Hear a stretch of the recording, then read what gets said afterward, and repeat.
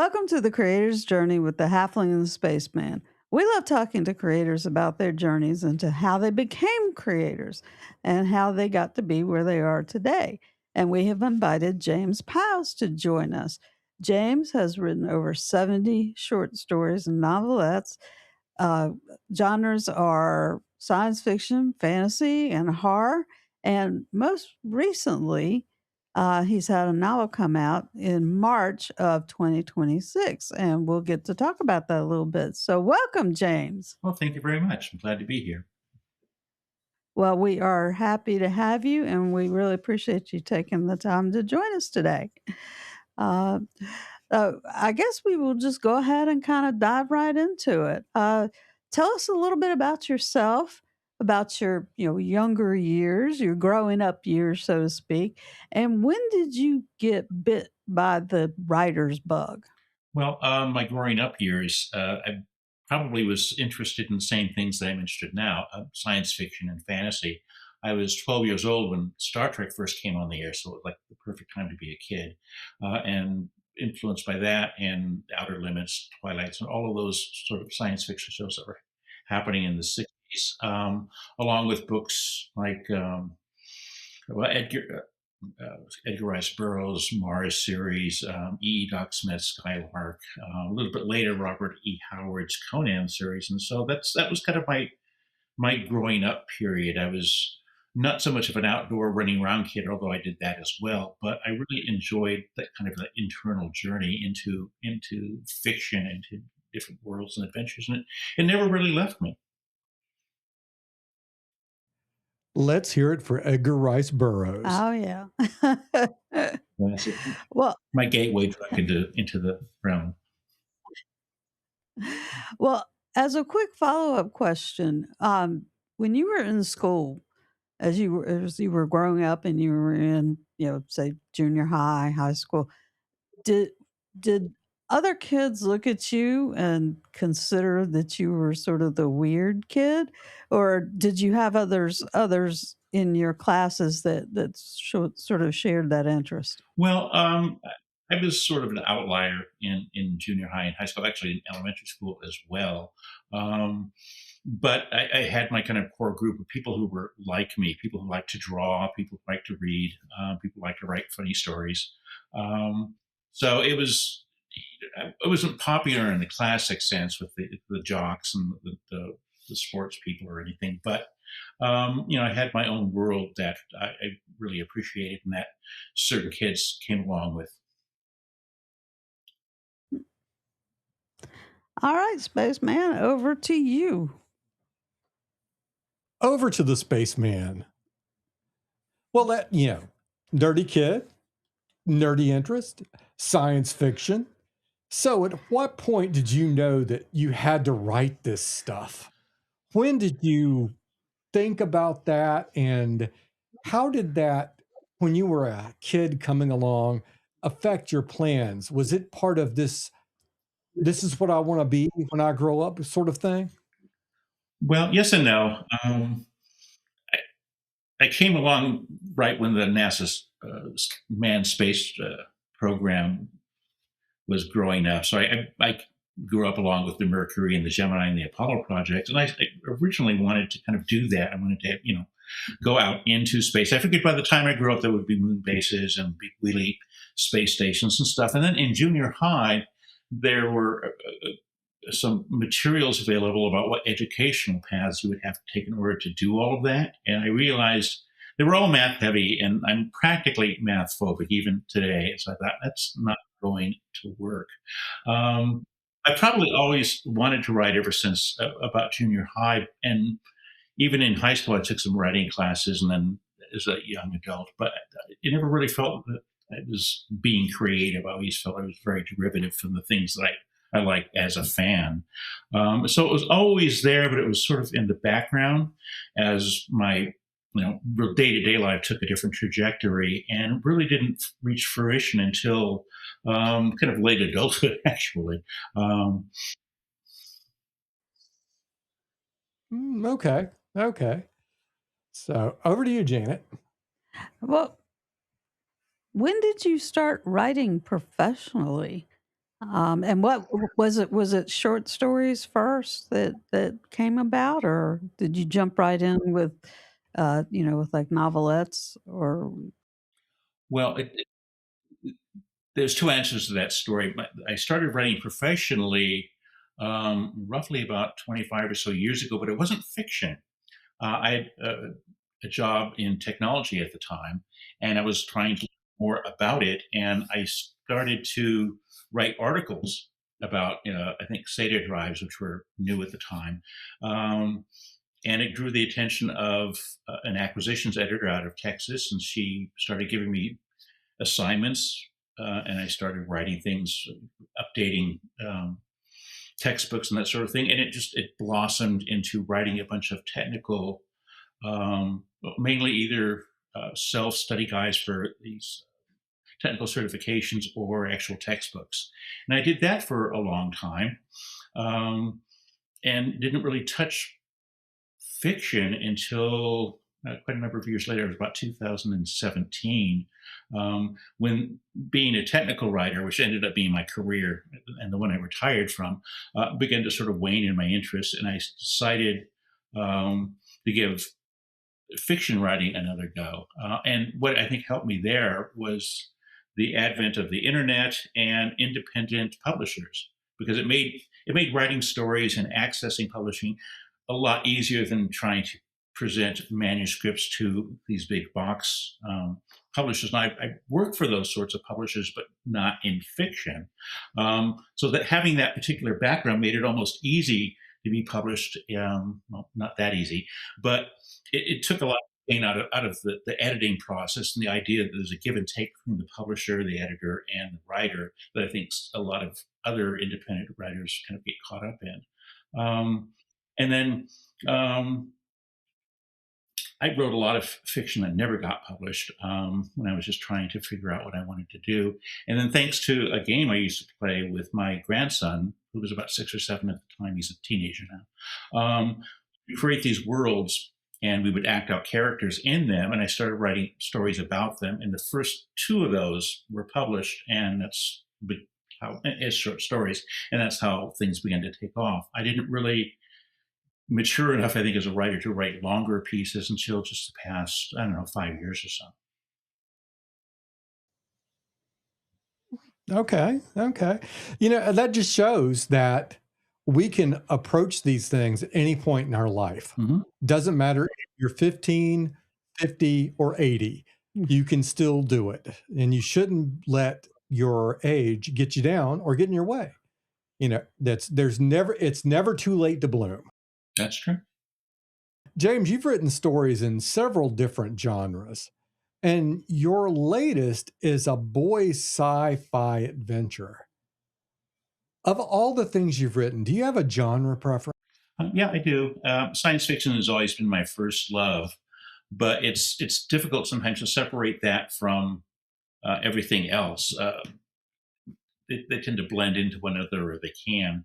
In fact, I've currently got a novel in search of a publisher that's actually in the fantasy realm. It's one of my older concepts. So I can switch back and forth. But if I had a preference, if you had to say you can only write one thing for the rest of your life, what would it be? It would be science fiction. All right, I got a follow-up question for you. Were you a fan of the Heinlein juveniles? Actually, not, believe it or not.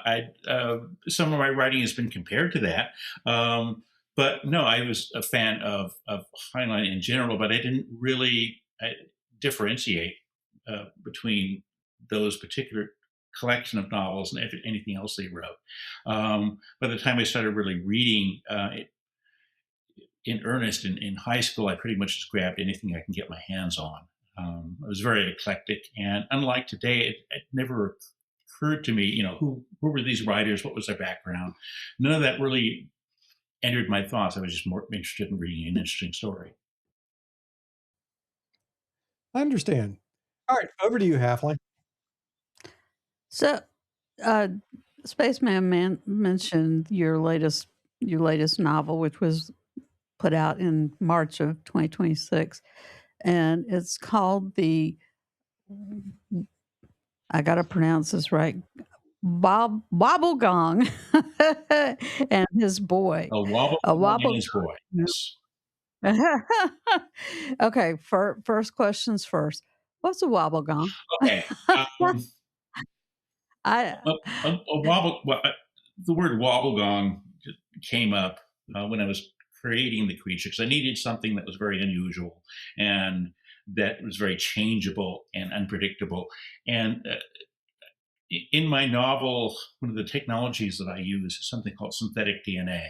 It's the idea that instead of sending people out into other worlds and then sort of terraforming that world to make it better for people, we use synthetic DNA and a variety of other technologies to adjust human beings and other life forms that they choose to bring with them.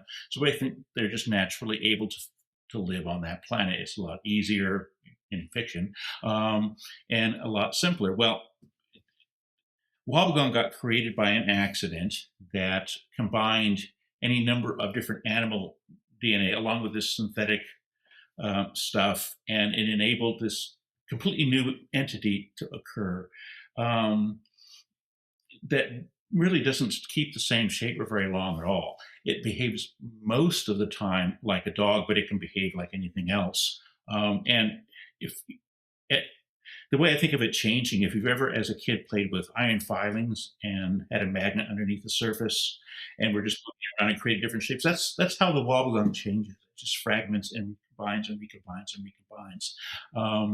And it's I created it originally as a short story for an anthology that didn't buy it, but they were looking for stories about kids and their unusual pets. And and so I created the wobble guy. I thought I need something that hasn't been created before, that hasn't even been imagined before. And you have all these alien pets with antennae and multiple legs. Well, the wobblegong is, in fact, nobody knows what to do with him until nearly the end of the story, and it turns out he's really important, vital to solving this final problem that our antagonist Remy is faced with. But he's not the sort of pet that you would really want to have around for most people would want to have around because he's just too unpredictable. But he's the sort of creature that you want if you are looking for a really big adventure and really like changeability in your life. So how did the boy become the wobblegong's is the boy like a pet of the No, wobblegons or I have to explain. I have to explain the title. The title originally was A Boy and His Wobblegong, kind of like as a boy and his dog. But the publisher said, we have a lot of suggestions about that. Could you just change it around? And I said, sure. But it was a minor point for me. I didn't really care that much. Um, so, um, well, the basic premise of the story is that a planet is being colonized by people who've been in a spaceship held in suspended animation for hundreds of years. And they're supposed to wake up in this underground bunker, having their DNA adjusted for the planet. In a separate area, the livestock that they brought with them, or their DNA is being kept and will be reconstructed. And an accident results in only children waking up. And they have the help of robots, but the main guiding artificial intelligence is offline for some reason, and they've got to figure out what to do. Well, in the meantime, there's that separate accident that creates the wobblegong, and Remy and one of his friends go running to try to figure out what it is and what's going on. And for whatever reason, whether it was an accident or whether it was guided by certain forces operating in the background. I don't want to give too much away about the book. The wobblegong was created, intended, and latched onto Remy, I think largely because Remy didn't really seem to mind that, because the wobblegong is terribly intimidating to just about everybody else, because it's like nobody knows what it is. It's alien. It's not supposed to be there. And, if you met a creature that didn't really fit into nature at all, you might not want to go near it. But they ended up forming a relationship and a bond and started approaching how to solve these various problems together. Okay. Okay. that's really cool. That's neat. And it reminds Yeah. me a little bit of The Star Beast by Robert Heinlein. Oh, yes. Yes. course, in the Star Beast, you find out that the boy turns out to Be be the the pet of the Star beast. Beast Well, pet. yeah, like, yeah, nobody knows really how smart the wobblegong is. It doesn't talk, um, and it acts like an animal most of the time, but it also has these other sorts of weird abilities that are hard to understand because it's an alien. Okay, I do have one other follow-up question to that. What's the age range for this? Reasonably, probably about 10 and up. Um, I, I, I created the vocabulary to be accessible to about that age range. I mean, the kids talk like kids. I've got grandchildren, so I listen to them, and that tells me about how they speak. Um, but I've had any number of adults come up to me and say, "I've read your book and I really like it. I know it's written for kids, but it's really an interesting adventure." And that's, I mean, if you think about it, a lot of adults do read this sort of fiction. It's not for little children. A lot of the books that it's competing against are written for maybe kids in elementary school. And so everything is styled for that sort of thing. It's almost cartoony. Um, well, while the protagonists in my book are largely, in the, early to mid teens, they encounter very adult type problems. That's one of the things that made it a little bit difficult to write because I don't like writing stories that put kids in peril. On the other hand, if you have a book about kids and it's an adventure, they're going to be in danger. I mean, one of the things I did in preparation for writing this novel was, for the first time in my life, read Treasure Island by Robert Louis Stevenson, um, and he got into a lot of trouble, but it was a great kid's adventure, and he was a pivotal person. That's what I wanted to create with Remy, a realistic kid that had to face dangerous sorts of situations. Um, and react like a kid would, not be like Rambo if he were 12. No, it's like he gets hurt, he's scared, he doesn't want to do it anymore, but he gets put into a situation where he just doesn't have a choice. uh, and the very first problem he solves that he thinks that's going to be the only one is just the very beginning of the book, because at that point it just goes into this other really kind of major plot twist that I was a little bit worried about, but people seem to like. um, so No, that's that. For my answer, I kind of petered out there. Okay. Alright. All right. Over to the spaceman. Over to space. Over to the spaceman. James, we've talked a little bit about the work. Now let's talk a little bit about the craft of writing. As an author, what is the most rewarding part of writing? And what is the most challenging part? Well, I thought about that question before we came on, and semi tongue in cheek, the most rewarding part is actually seeing your book published and seeing your name on the cover and going, "Yeah, I, I made it. Somebody liked my book and published it." But uh, the, about the process of writing itself, I think the most rewarding part is actually creating something out of nothing. I mean, you're given a bare bones set of parameters saying, "We want this work. It has to be so many words. It has to include this. It can't include that. Go." And so I sit there and stare at the submissions requirements, and then I start to think about what they would mean. And then I can't really describe the process of creation. Some ideas just occur. And then I start taking the mechanics of the way I write. As I create a directory on my computer, I create a number of plain text files. In them, one says characters, the other is rough plot, and so on and so forth. As I do the research, and then I just start building the bare bones of it, the skeleton, and bit by bit, it becomes real. Now, the most challenging part, or the part that I kind of cringe at, is the editing part. Now, editing is absolutely necessary because once you get to that end of that first draft, well, it's horrible. All first drafts are going to be horrible. That's just the way it is, the nature of writing.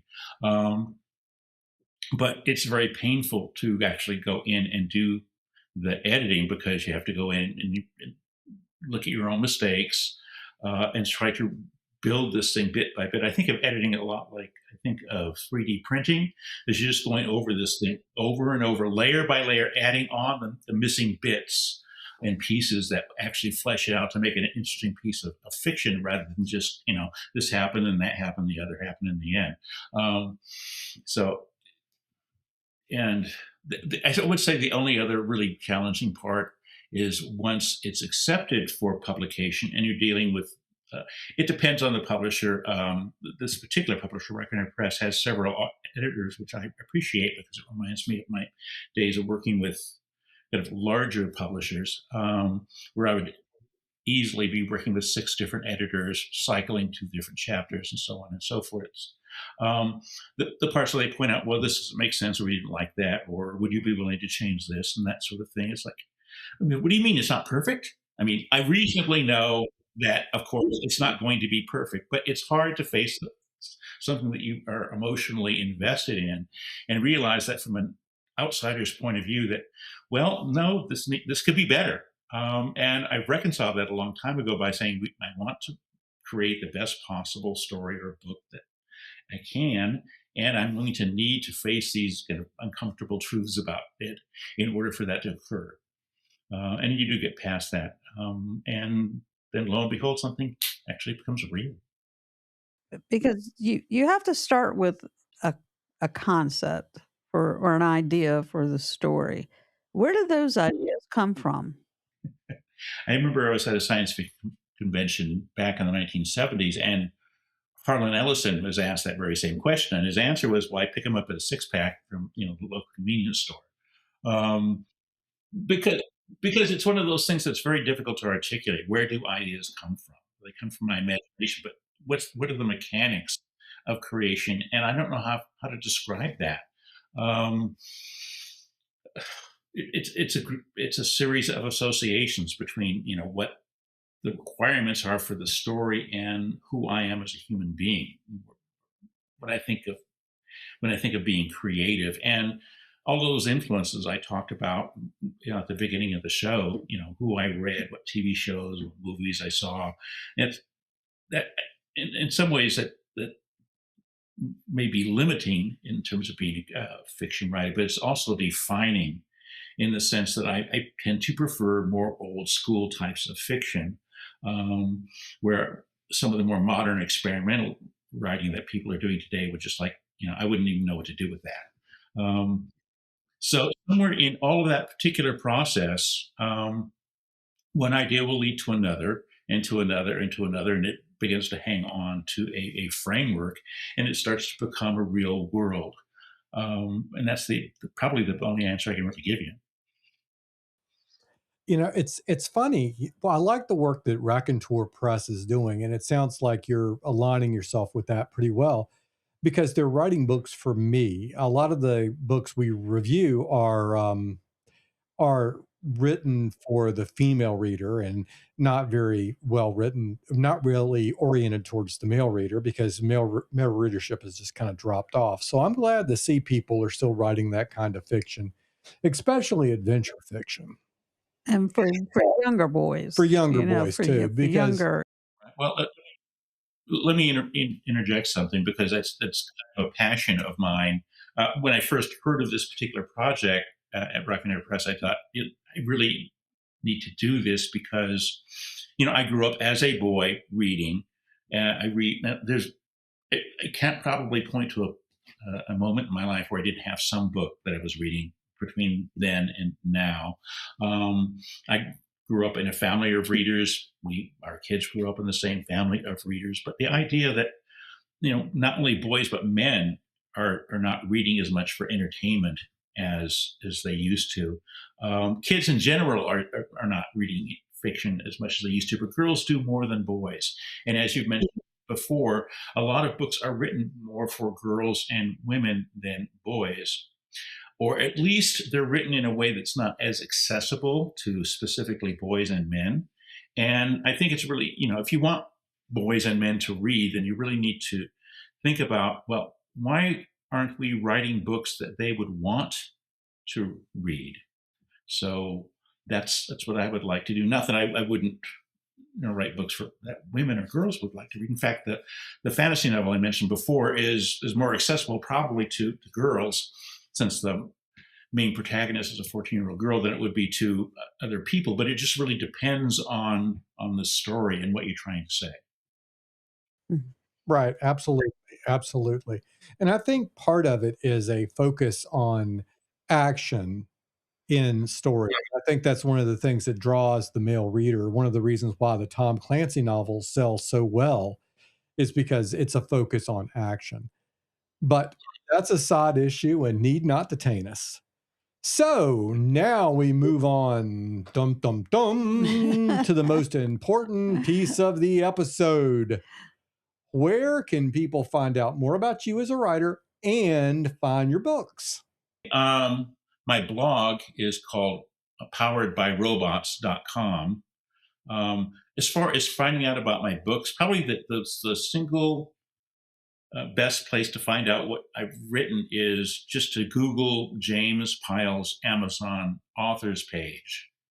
And all of my books will appear there. Both the fiction, and if you dig back further enough, all the textbooks will be there too.